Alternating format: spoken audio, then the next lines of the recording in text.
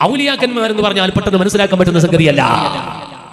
അതുകൊണ്ടല്ലേ നിങ്ങൾ നോക്ക്, അമ്പിയാക്കൾ ആരാണ് എന്ന് ഖുർആൻ അങ്ങനെ വിശദീകരിച്ചോ? അമ്പിയാക്കൾ എന്ന് പറഞ്ഞാൽ ആരാണെന്ന് വിശദീകരിച്ചില്ല. നേരെ മറിച്ച് ഔലിയാക്കന്മാർ ആരാണെന്ന് ഖുർആൻ ശരിക്കും വ്യക്തമായി പറഞ്ഞു. എന്താ? അലാ ഇന്ന ഔലിയാ അല്ലാഹി ലാ ഖൗഫുൻ അലൈഹിം വലാ ഹും യഹ്സനൂൻ അല്ലദീന ആമനൂ വകാനൂ യത്തഖൂൻ. ഔലിയാക്കന്മാരെ കുറിച്ച് ഖുർആൻ ശരിക്കും മനസ്സിലാക്കി തരുന്നു. അവരാരാ? അമ്പിയാക്കൾ എന്ന് പറഞ്ഞാൽ അവരെ മഹത്വം പറഞ്ഞു എന്നല്ലാതെ അമ്പിയാക്കൾ ഇങ്ങനെ ഇങ്ങനെ ഇങ്ങനെ ഔലിയാക്കന്മാരെ പറഞ്ഞതുപോലെ ഖുർആൻ വിശദീകരിച്ചില്ല. എന്തുകൊണ്ട്? ഔലിയാക്കന്മാരെ മനസ്സിലാക്കാൻ കുറച്ച് പണിയുണ്ട്.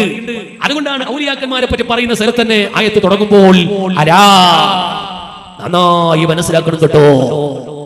സൈദുദ്ദീൻ തഫ്താദാനി തങ്ങൾ അല എന്ന പദം പ്രയോഗിച്ചുകൊണ്ട് പറഞ്ഞു, എവിടെയെങ്കിലും അറബി സംസാരിക്കുന്ന സ്ഥലത്ത് അല എന്ന പ്രയോഗം കണ്ടാൽ വരാൻ പോകുന്ന വിഷയത്തിലേക്ക് നല്ലോണം ശ്രദ്ധിക്കണമെന്നതിലേക്ക് സൂചനയാ.